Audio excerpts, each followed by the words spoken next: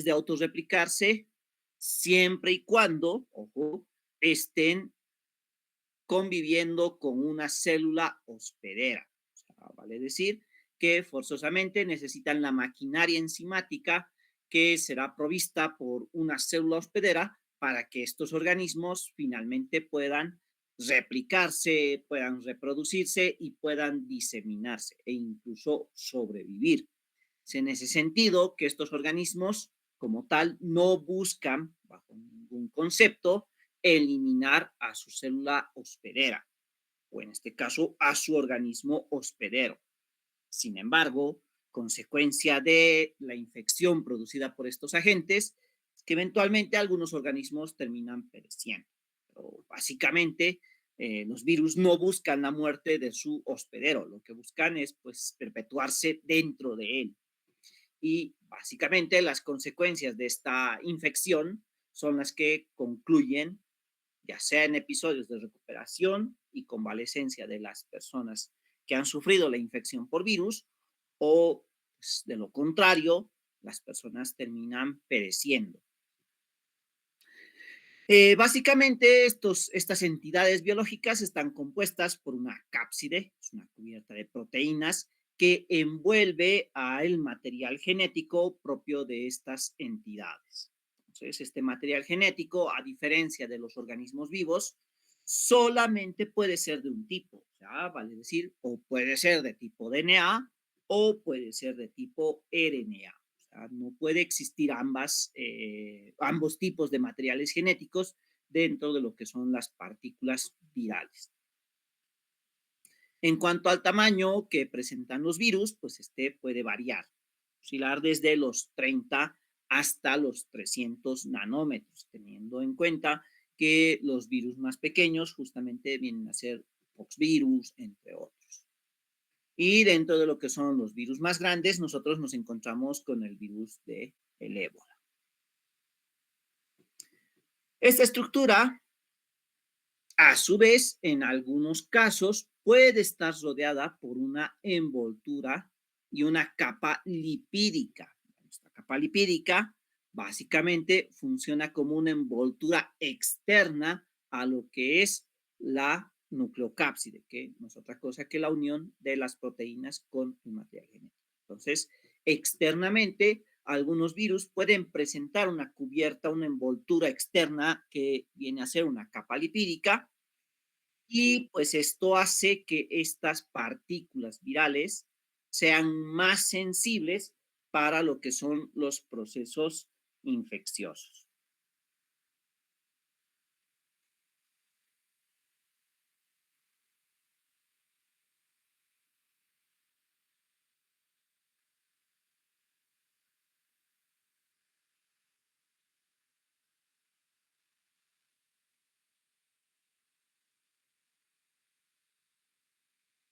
¿Ok? Por otro lado, pues estas partículas virales pueden dar tanto a lo que vienen a ser organismos simples como las bacterias, pues en este caso, estos organismos que afectan a lo que son las bacterias son denominados bacteriófagos o simplemente fagos.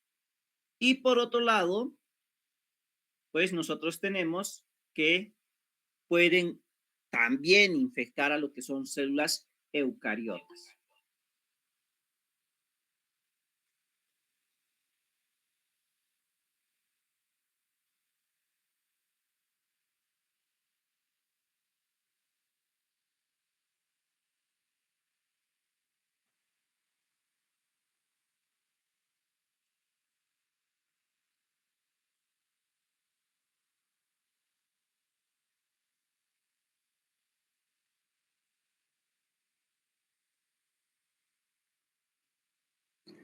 Finalmente, también existen virus que pueden afectar a lo que vienen a ser otras partículas virales. Y en este caso, pues estamos hablando de los denominados viroides. Entonces, la estructura típica de lo que son las partículas virales viene a ser la siguiente. Inicialmente, nosotros tenemos el material genético que está en el interior de la partícula viral y a su vez esta partícula viral puede estar recubierta de lo que viene a ser las proteínas formadoras de la cápside, formando la estructura conocida como nucleocápside. Finalmente, en algunos casos, pues esta nucleocápside circulará de forma desnuda, vale decir, sin una cubierta lipídica externa, y por lo tanto, pues esto se da que estas partículas sean más resistentes a las condiciones adversas. Por otro lado, tenemos que otras partículas virales poseen lo que viene a ser una cubierta, una envoltura lipídica que pues les convierte en partículas más sensibles a lo que vienen a ser los agentes, en este caso ya sean físicos, químicos o ambientales en todos los sentidos. ¿Ok? Entonces, por eso es que muchas de las partículas virales que poseen la cubierta lipídica, o en este caso la membrana lipídica, pues son más fácilmente eliminables de lo que vienen a ser las condiciones ambientales. Pues esto hace que su propagación sea un poco más dificultosa.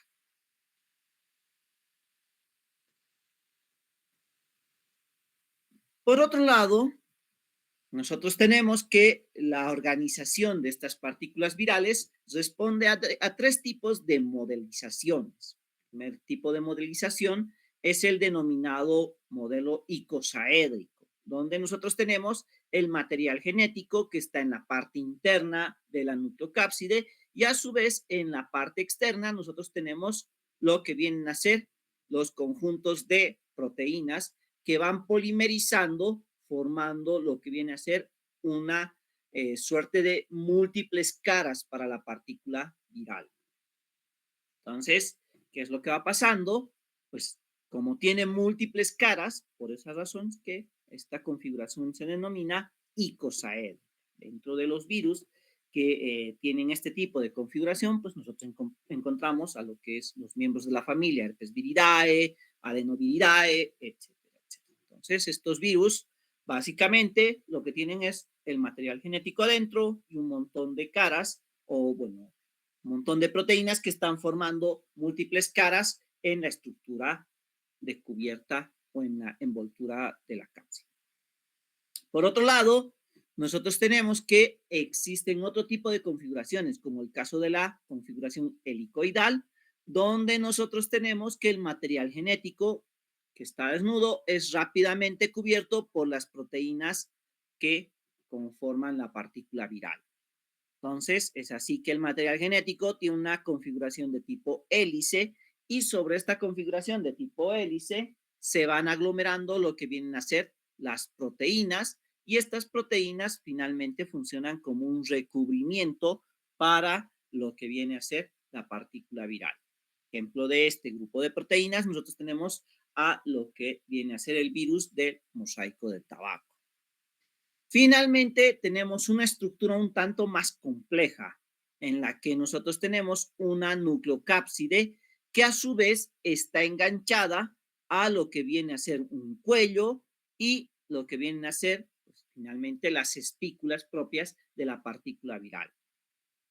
Entonces, ¿qué es lo que pasa? La configuración compleja se caracteriza justamente porque el material genético se encuentra en la nucleocápside y este cuello que presenta, pues básicamente es un canal a través del cual se inyecta el material genético a la célula hospedera. Esto es típico de los virus denominados fagos. Entonces, ¿qué es lo que va pasando? Pues que estos fagos eventualmente, a través de sus espículas, van fijándose a lo que son las estructuras bacterianas y a través de lo que es su cuello van inyectando el material genético al interior de lo que viene a ser la bacteria, produciendo como consecuencia posiblemente la muerte o pues transfiriendo genes importantes también para la bacteria. Entonces, eso dependerá mucho del material genético que se encuentre presente en la nucleocápsida. Dentro de lo que es la clasificación de estas partículas virales, pues la más aceptada es la de Baltimore, que hasta el día de hoy es la que está vigente desde los años 70. Básicamente, esta clasificación de Baltimore comenzaba con lo que era la organización del material genético dentro de la partícula viral. Entonces, es así que nosotros tenemos que la partícula viral, como podía tener material genético de tipo DNA o RNA, pues se clasificaron originalmente a estas partículas o a estas entidades biológicas en 6 grupos. Los 2 primeros que eran consagrados a lo que era el material genético de tipo DNA y los 4 restantes que eran consagrados a lo que era el tipo RNA. Entonces, así que originalmente teníamos el grupo 1 que presentaban a los virus de tipo DNA doble cadena, como es el caso de herpes viridae. Al grupo 2, que son virus DNA monocadena. Grupo 3, los virus RNA doble cadena. El grupo 4, virus RNA monocadena positivo. El grupo 5, RNA monocadena negativo. Y el grupo 6, que era el tipo de virus RNA monocadena acoplado a reverso transcriptasa. Sin embargo, por los años 80 apareció una nueva variante vírica que pues, viene a ser el virus de la hepatitis B. Entonces, ¿qué es lo que pasa? Pues este virus no engranaba dentro de ninguno de estos 6 grupos. Y es así que para este nuevo grupo de virus, que eran de tipo DNA, se introdujo lo que es el grupo 7 de Baltimore. Pues ya corresponde a los tipos de virus de tipo DNA doble cadena, que además está acoplado a una reverso transcriptasa. Y esto se debe a su mecanismo de replicación, que es particular en comparación a los otros grupos de virus. ¿Alguna pregunta hasta acá?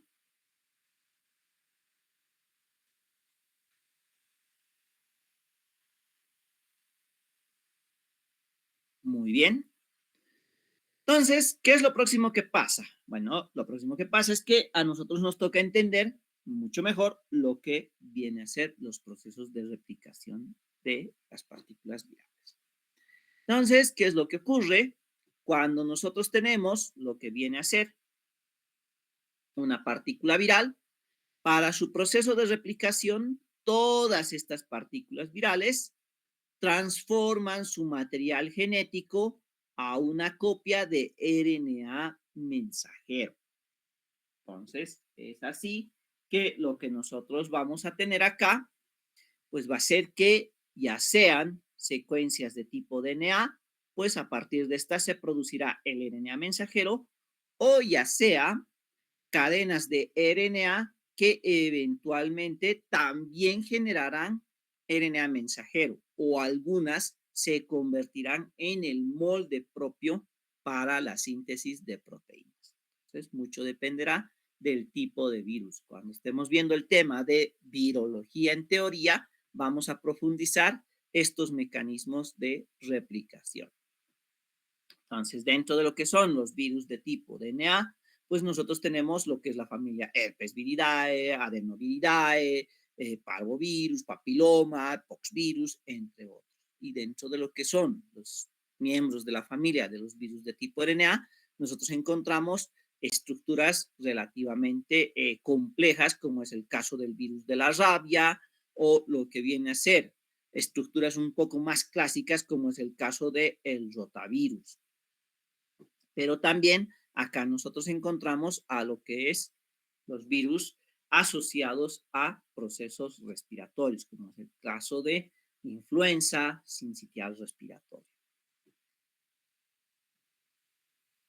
En cuanto a la cinética de la respuesta del hospedero frente a la infección viral, pues, lo primero que nosotros tenemos que tomar en cuenta es que desde el momento que llega la partícula viral al hospedero hasta la manifestación de los primeros síntomas, nosotros tenemos un periodo en el que no pasa nada, ¿vale? Es decir, que el virus está ahí totalmente, pues, afectando a las células locales, se está replicando, está comenzando su proceso de expansión y mientras tanto, pues, no existe una sintomatología, no existe una evidencia marcada de la presencia del virus. Entonces, a este periodo nosotros le llamamos el periodo ventana, que es el periodo en el que la partícula viral simplemente se está replicando dentro de una célula del hospedero.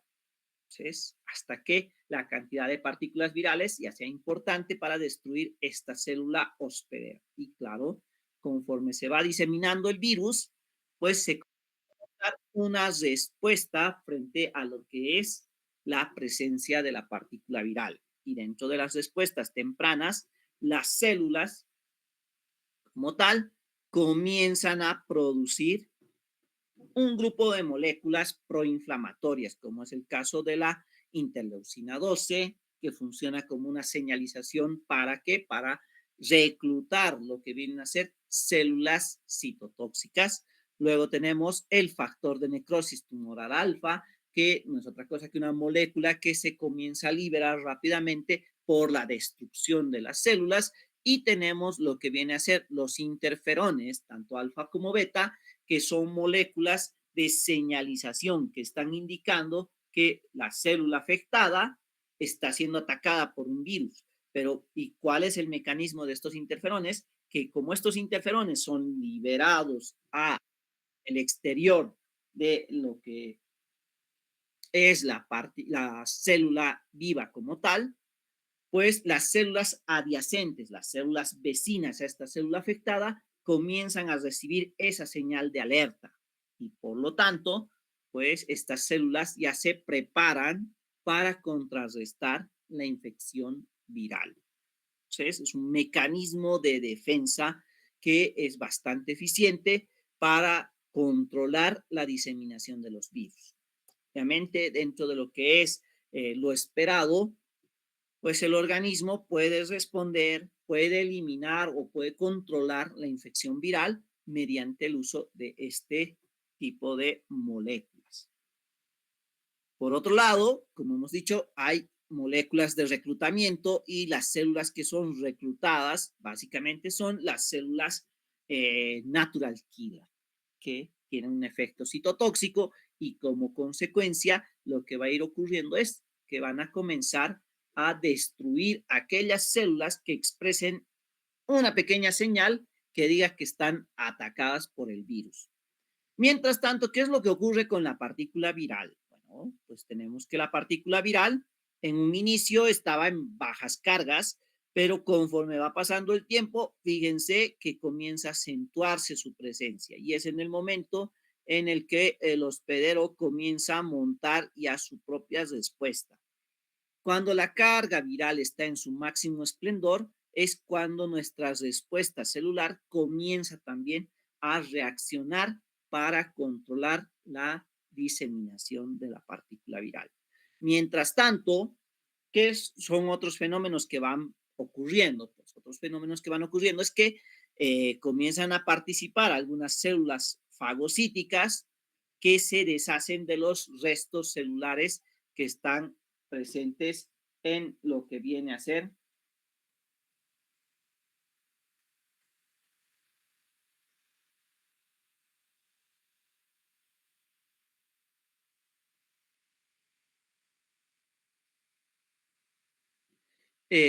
comienzan a trabajar sobre lo que vienen a ser los restos de las células y pues estos restos de células además contienen algunos antígenos virales. Entonces, estos antígenos virales son procesados, son utilizados para lo que es el desarrollo de las respuestas humorales. Entonces, hasta aquí nosotros tenemos lo que viene a ser la respuesta innata frente a las partículas virales. Y por otro lado, pues una vez que nosotros tenemos lo que son ya la formación de la respuesta adquirida, lo que nosotros vamos a tener es básicamente por un lado, la producción de linfocitos T, CD8, con actividad citotóxica, y por otro lado, vamos a tener lo que viene a ser la producción de anticuerpos frente a las partículas virales. Ahora aquí les hago una pregunta. Si la partícula viral viene a ser un organismo que en este caso se replica intracelularmente, ¿serán eficientes los anticuerpos o en qué momento nosotros utilizaremos los anticuerpos?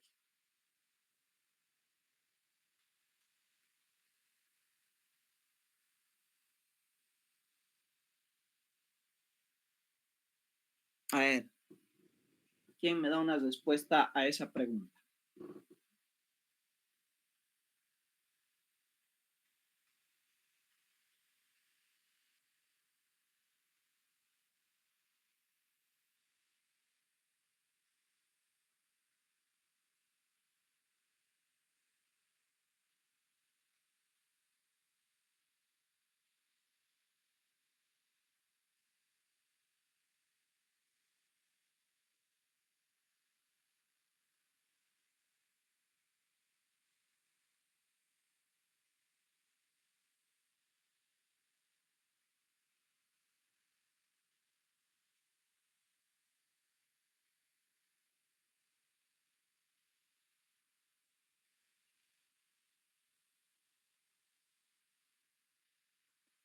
¿Cómo es, señoritas jóvenes? ¿En qué momento a nosotros nos servirá la producción de anticuerpos frente a las partículas virales? Pues que no nos sirve para nada.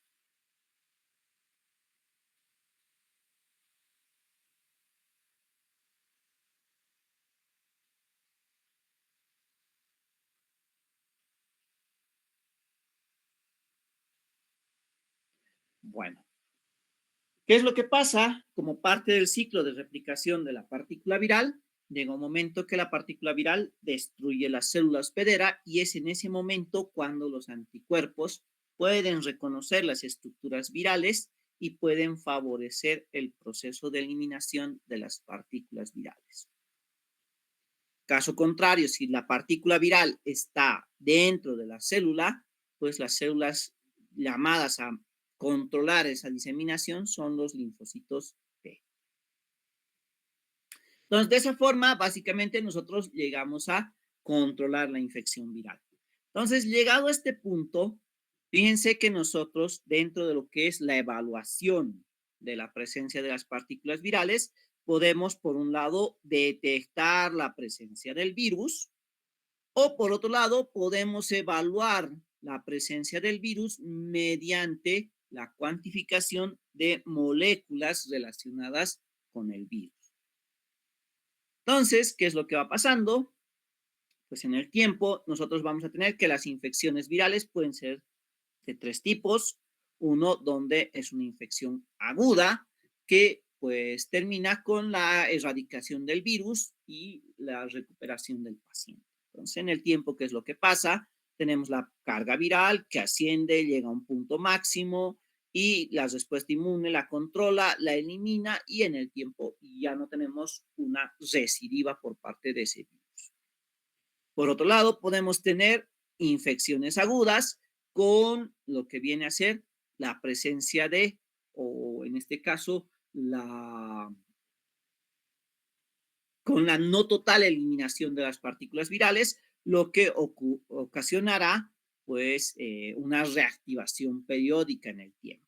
Entonces, este es el caso, por ejemplo, de lo que viene a ser las infecciones por el herpes virus. Entonces, ¿qué ocurre? Que nosotros tenemos la fase aguda, tenemos el desarrollo de la carga viral, tenemos el control por parte del hospedero, se elimina la partícula viral, pero algunas partículas virales van y se esconden donde pueden, en algunas células específicas. Pasa el tiempo y como consecuencia de que hay una disminución de la respuesta inmunitaria o de que hayan condiciones eh,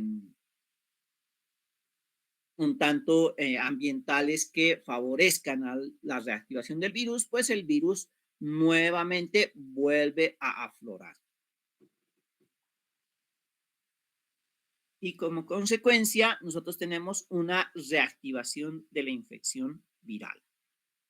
Finalmente, nosotros tenemos que existen otro tipo de infecciones donde la infección aguda no es controlada del todo y como consecuencia, lo que nosotros vamos a tener es que en el tiempo no se va a erradicar el virus y por lo tanto va a seguir produciendo, ya no como recidiva, sino va a seguir produciendo infección. ¿Alguna pregunta hasta acá?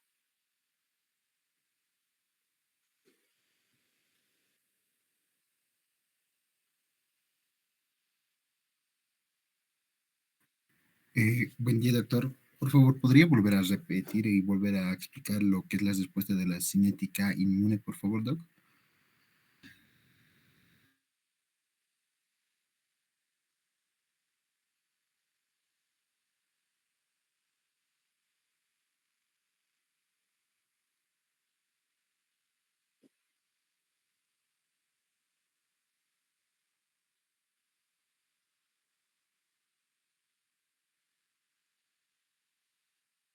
Muy bien. Entonces, dentro de lo que es el diagnóstico virológico, nosotros vamos a clasificar a las técnicas de diagnóstico en dos grandes grupos, los métodos directos y los métodos indirectos. Dentro de los métodos directos, nosotros pues, lo que vamos a hacer es evidenciar la presencia de la partícula viral en el hospedero. ¿Cómo nosotros realizamos esta evidenciación? A través ya sea del aislamiento de la partícula viral o ya sea a través de la identificación de la presencia de la partícula viral, ya sea cuantificando, detectando alguna proteína viral específica en el hospedero o ya sea a través de lo que es la visualización como tal de la partícula viral. A diferencia de las bacterias, pues el cultivo de los virus es un poco más complejo. ¿Por qué? Porque en el caso de las bacterias nosotros utilizamos medios sólidos, como es el caso de los agares, que estos finalmente tendrán los nutrientes mínimos para que la partícula viral, para que la bacteria desarrolle. Sin embargo, en el caso de la partícula viral, ¿qué es lo que ocurre? Como esta partícula viral necesita además la maquinaria enzimática de una célula hospedera, pues lo que ocurre es que nosotros tenemos que proporcionarles células para que la partícula viral pueda reproducirse. Entonces el aislamiento se convierte en un proceso complejo, moroso en el tiempo y de alto cuidado. Por lo tanto, no lo puede realizar cualquier persona. Tiene que ser ya sea el virólogo especialista o la persona que esté cualificada para lo que es el cultivo viral. ¿Por qué? Porque ahí no solamente tenemos que hacer el cultivo del virus, sino que nosotros tenemos que hacer además lo que es el cultivo de las líneas celulares en las que el virus va a ser inoculado inicialmente. ¿Ok? Por otro lado, tenemos los métodos indirectos, que estos se caracterizan, ¿por qué? Porque pues, nosotros vamos a buscar ya moléculas que estén relacionadas con la infección de la partícula viral. O sea, vale decir, ¿se acuerdan? Habíamos visto que durante el proceso de infección se producía interferón alfa, beta, se producía además anticuerpos específicos contra lo que viene a ser la partícula viral e incluso se estimulaba la producción de linfocitos citotóxicos, CD8. Entonces, ¿qué es lo que pasa? Pues nosotros vamos a ir a detectar la presencia de ya sean estas moléculas o este otro grupo de células específicas para lo que es la infección viral o que están relacionados con la infección viral. Entonces, veamos. Dentro de lo que es el aislamiento de las partículas virales, nosotros podemos hacer este aislamiento ya sea mediante el uso de animales de experimentación en los cuales inoculamos una muestra y esperamos a ver que el virus manifieste su sintomatología en este animal. Como consecuencia, pues nosotros confirmamos la presencia del virus en esa muestra. Pero ¿cuál es la desventaja de usar esta metodología de los animales de experimentación? Que pues el tiempo en el que nosotros podemos evidenciar la presencia del virus en una muestra es tiempo prolongado, o sea, vale decir, no es un tiempo corto, no es que dure una semana y en una semana ya tenemos resultados, no, en algunos casos se espera mucho más tiempo, lo que hace pues de este método menos viable para lo que es el diagnóstico virológico. Sin embargo, es una herramienta que nos puede servir para lo que es el control del virus en diferentes otros tipos de ambientes. Entonces, clásicamente lo que nosotros usamos para lo que es el cultivo de los virus viene a ser cultivos celulares que desarrollan en estas plaquitas que son las denominadas placas de Roux, donde nosotros colocamos un medio que está, que es un medio altamente enriquecido, generalmente se usa el medio RPMI, el cual contiene vitaminas, fuentes de carbono y otro tipo de nutrientes especializados para que las células, o sea, las células hospederas que vamos a sembrar en estas placas, desarrollen y como consecuencia vayan formando una monocapa que se adhiere al plástico de la placa RUX. Si nosotros carecemos de placas RUX, también podemos usar las placas Petri plásticas. Pero la desventaja de usar las placas Petri es que estas son más fácilmente contaminables a diferencia de las placas de RUX. Entonces, ¿qué es lo que pasa? Pues nosotros colocamos nuestras células en lo que viene a ser la plaquita que está con el medio y gradualmente en esta placa irán desarrollándose las líneas celulares, se irán uniendo entre todas ellas, creando en la superficie de la plaquita una capa de células adheridas. Posterior a esto, nosotros inocularemos la partícula viral y evaluaremos cuántas células de la monocapa han sido eliminadas. Entonces, ¿qué es lo que va pasando? Nosotros tenemos en este caso, nuestro controlcito de nuestro crecimiento de las células en monocapa, donde, pues, fíjense, todo está totalmente saturado, tupido y está, pues, evidenciado por el uso de un colorante que es el azul vital.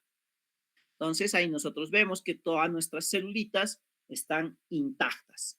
Por lo tanto, tenemos un cultivo celular que a nosotros nos está diciendo que pues ahí no ha caído nada que le haya afectado al crecimiento a esa monocapa celular.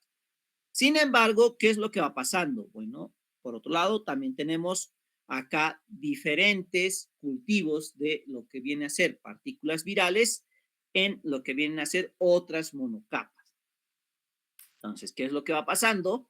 Fíjense, mientras menos diluida esté la suspensión de virus, vale decir, mientras más concentrada esté, pues el efecto de destrucción de las células es más evidente. En este primer caso, donde tienes la muestra en suspensión del virus y está diluido solamente 1 en 100, no, que diga 1 en 10, pues fíjense que prácticamente la monocapa ha desaparecido. O sea, vale decir, las partículas virales han colonizado todas las células y las han eliminado.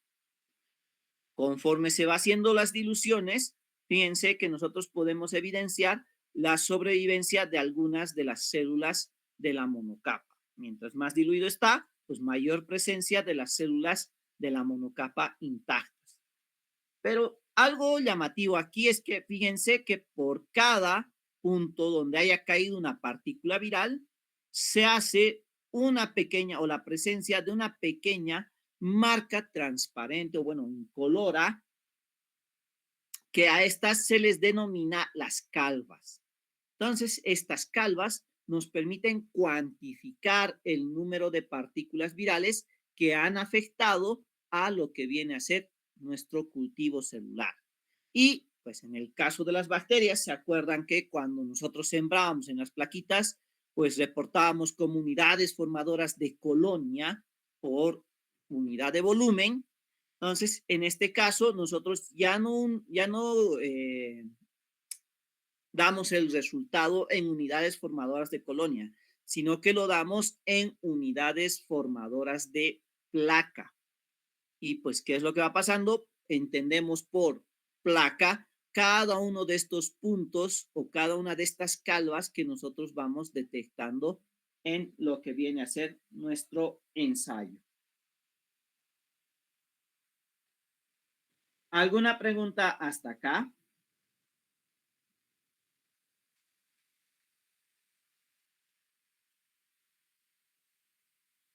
Muy bien.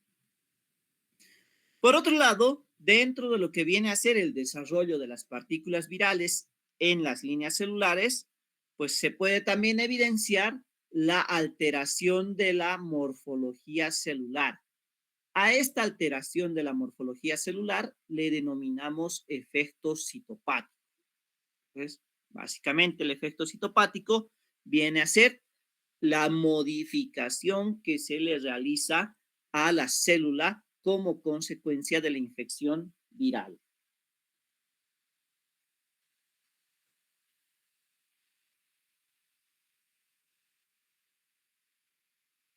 Y en este caso, fíjense, nosotros tenemos al lado izquierdo lo que viene a ser una monocapa de cultivo celular totalmente intacta y a la derecha tenemos lo que viene a ser el cultivo celular que ya ha sido afectado por el virus.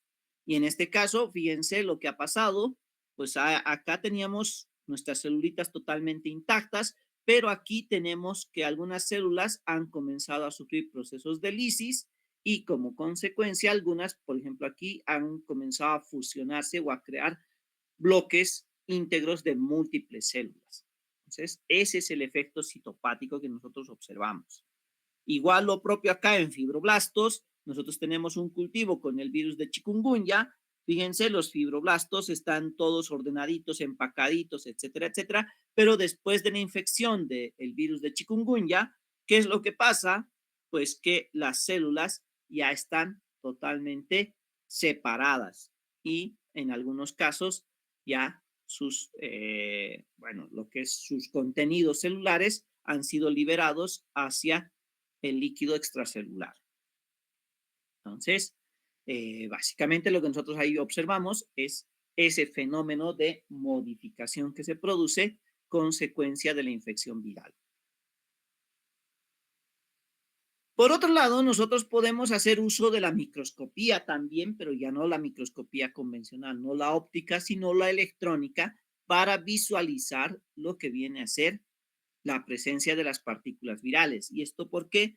Porque la microscopía electrónica tiene una mayor resolución en comparación a la óptica convencional. Entonces, ¿qué es lo que pasa? Nosotros preparamos nuestras muestritas y las llevamos al microscopio electrónico, donde podemos evidenciar ya las partículas virales con su morfología definida y de esa forma emitir el diagnóstico. Sin embargo, ¿qué es lo que pasa?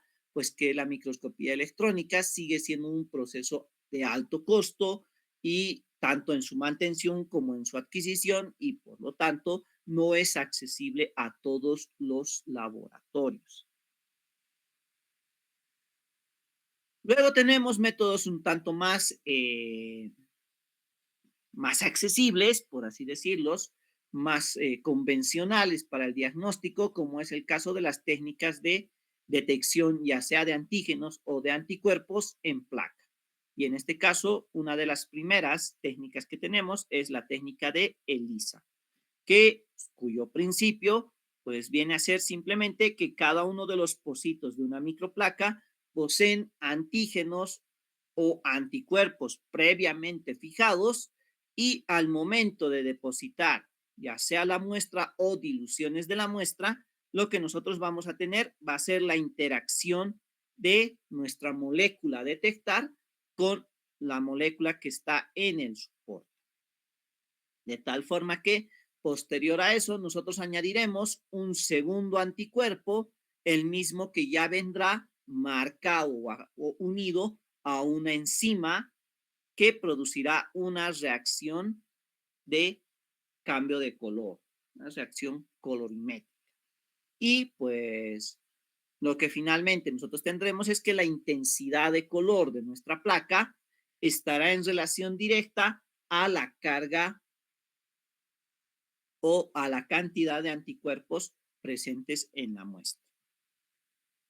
Y como consecuencia, pues nosotros tendremos los siguientes resultados. Tendremos muestras que están bien saturadas de ya sea anticuerpos o partículas virales y aquellas que presentan unas menores cantidades. Dentro de lo que es el ELISA, nosotros podemos hablar del ELISA ya sea directo o ELISA indirecto, pero eso ya lo veremos con más detalle en teoría. Luego tenemos lo que vienen a ser los ensayos de inmunohistoquímica, donde nosotros ya no trabajamos con microplacas, sino que trabajamos con un soporte más definido, que viene a ser tejidos afectados por la infección viral. Entonces, ¿qué es lo que pasa? Nosotros podemos prepararnos nuestros tejidos o finalmente lo que nosotros podemos hacer, pues viene a ser comprar tejidos que ya estén preelaborados y prefijados en un porta. ¿Y qué es lo que nosotros vamos a hacer? Pues en estos ensayos de inmunohistoquímica, lo que nosotros vamos a hacer, si es que compramos las plaquitas con el tejido prefijado, añadiremos lo que viene a ser nuestro suerito presente como parte de la muestra, evaluaremos, dejaremos un tiempo de reacción para que los anticuerpos reconozcan a los antígenos presentes en la plaquita y posteriormente los revelaremos con lo que viene a ser un segundo anticuerpo. Este segundo anticuerpo a mí directamente, ¿qué me dirá? Pues me dirá si mi partícula viral está, o mejor dicho, si la partícula viral ha producido una respuesta inmunitaria y pues esos anticuerpos están circulantes en la sangre o no. Pues en caso de que estén presentes esos anticuerpos, nosotros tendremos la reacción del agente químico que está unido a nuestro segundo anticuerpo. Y si este segundo anticuerpo no se une al primer anticuerpo, pues no pasa nada, no tendremos ninguna reacción. ¿Ok? Luego tenemos los ensayos de inmunofluorescencia, que estos pueden ser de tipo directo o de tipo indirecto. En el caso de los ensayos de inmunofluorescencia directos, ¿qué es lo que nosotros vamos a tener? Pues vamos a tomar nuestra muestrita, esta muestrita la vamos a fijar en un porta y le vamos a añadir anticuerpos ya previamente marcados con un agente fluoróforo. Entonces, ¿qué va a pasar? Si en ese tejido nosotros tenemos lo que viene a ser las partículas virales, automáticamente estos anticuerpos marcados nos van a permitir evidenciar la presencia de la partícula viral. Por otro lado, nosotros también podemos comprar plaquitas ya preelaboradas que tengan el antígeno fijado y lo que nosotros hacemos es añadir nuestra muestra esperando a que haya una reacción antígeno-anticuerpo y revelar el proceso con un segundo anticuerpo marcado. Entonces, eso mucho dependerá de lo que vayamos a buscar. En el primer caso, nosotros vamos a buscar la presencia de la partícula viral. Y en el segundo caso, vamos a evaluar la producción de anticuerpos frente a la partícula viral. Entonces, como consecuencia, nosotros veremos lo que viene a ser la presencia de las células que hayan recibido los anticuerpos que eventualmente pues, presentarán lo que es las reacciones de fluorescencia. Luego tenemos lo que vienen a ser los ensayos basados ya un tanto más en técnicas de hibridación, donde nosotros podemos evaluar, por un lado, la presencia de material genético del virus en la muestra.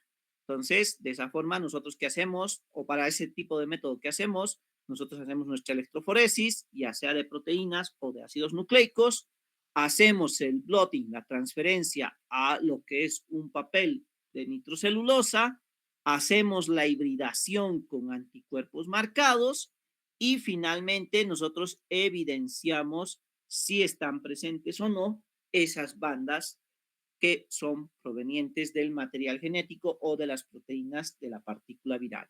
Entonces, eso hace de este método un método directo. ¿Cuál es la desventaja de usar este método?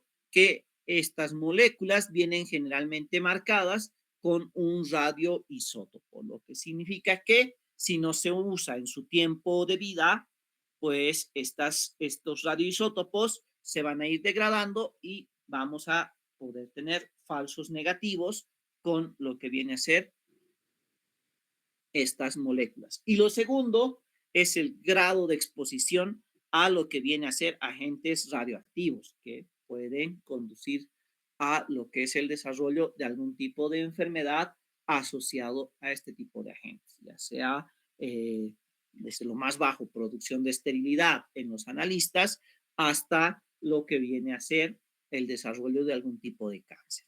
Por esta razón que los blottings en la actualidad ya no se usan con la frecuencia que se hacían hace unos 60 años atrás.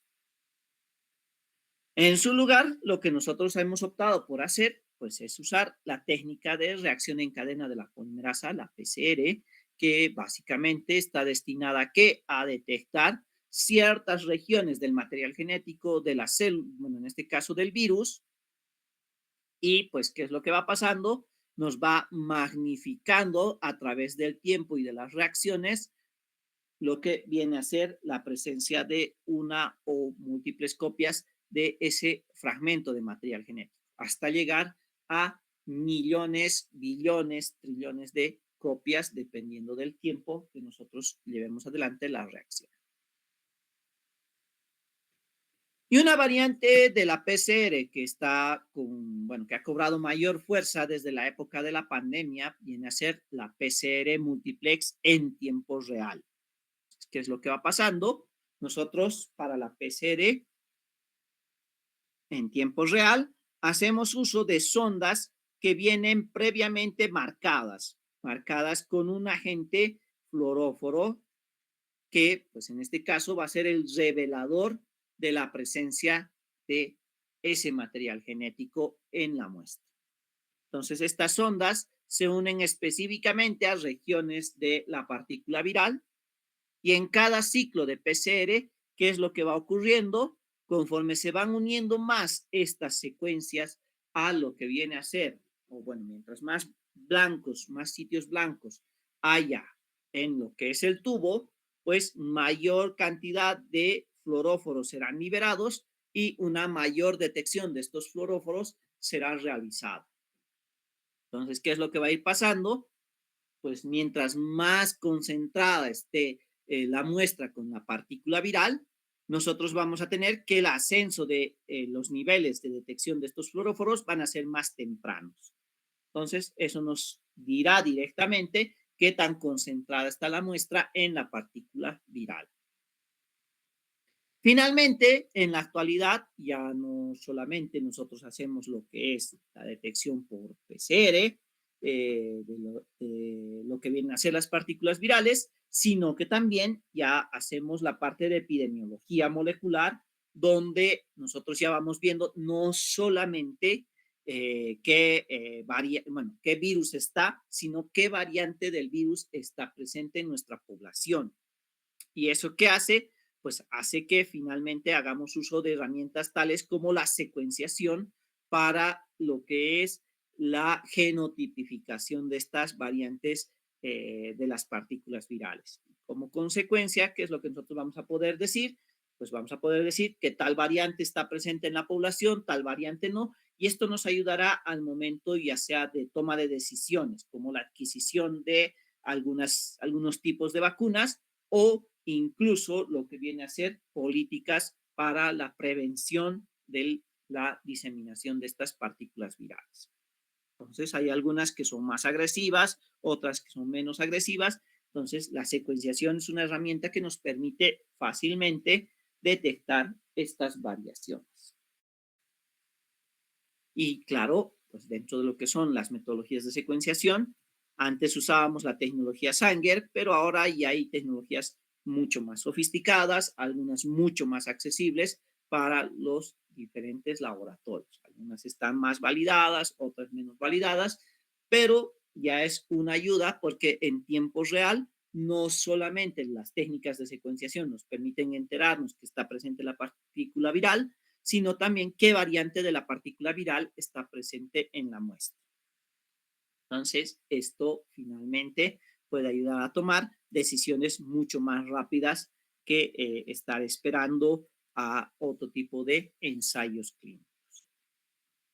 ¿Alguna pregunta de lo que viene a ser diagnóstico viral?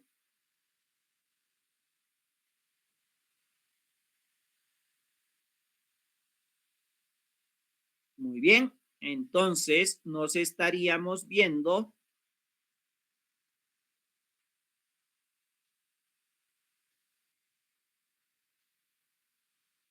en la semana para lo que viene a ser la continuación de nuestras prácticas de laboratorio. Antes que me olvide, comentarles que dentro de lo que les había indicado algún momento, la adquisición de las tiras de diagnóstico o de identificación de bacterias, pues existen dos variantes de estas tiras, una que es la variante para estafilococos y otra que es la variante para bacterias gram negativas.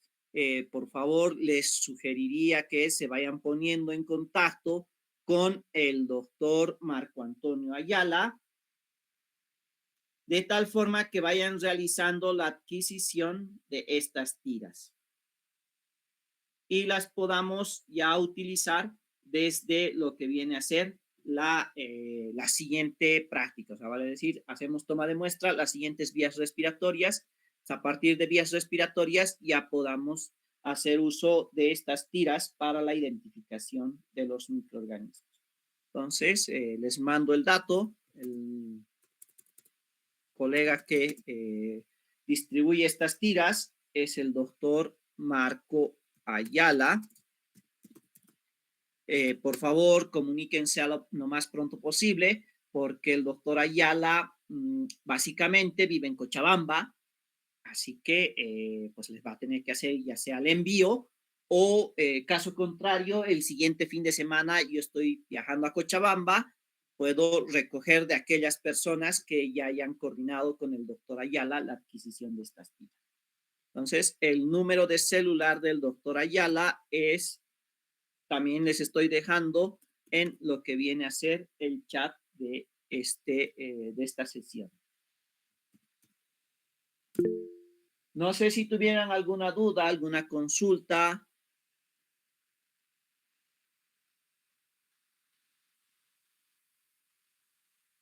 Ah, dato importante, sí, de esta sesión no van a hacer reporte, o sea, eso es súper importante.